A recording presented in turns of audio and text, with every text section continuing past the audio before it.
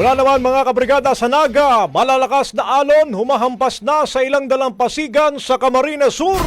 Force evacuation naman sa lalawigan hanggang alas 12 lamang. Brigada Janessa Savilla, ibrigada mo!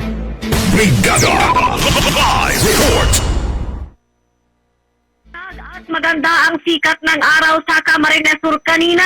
Pero malalakas na alon na ang humahampas sa ilang dalampasigan sa lalawigan tulad na lamang sa Sangay at sa San Jose sa Partido area.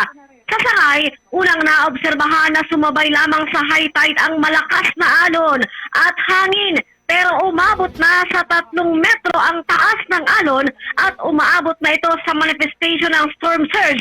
Ayon kay Deputy Incident Commander Donato Panoy, ay naman kay Mayor Joey Puentebella, punuan na o para na mga sardina sa evacuation center. Pero nasa force evacuation pa rin sila hanggang ngayong alas 12 ng tanghali na lamang. Gayon din sa karatig bayan na San Jose. Ang Sangay ay signal number 3 habang San Jose ay signal number 4. Ayon kay San Jose Mayor Gerald Peña, habang papalapit ang hapon o kaya mamayang gabi, hindi na sila magpapalabas ng personnel dahil alarming ang pagsasalarawan nito sa lakas at pagtaas ng tubig dagat.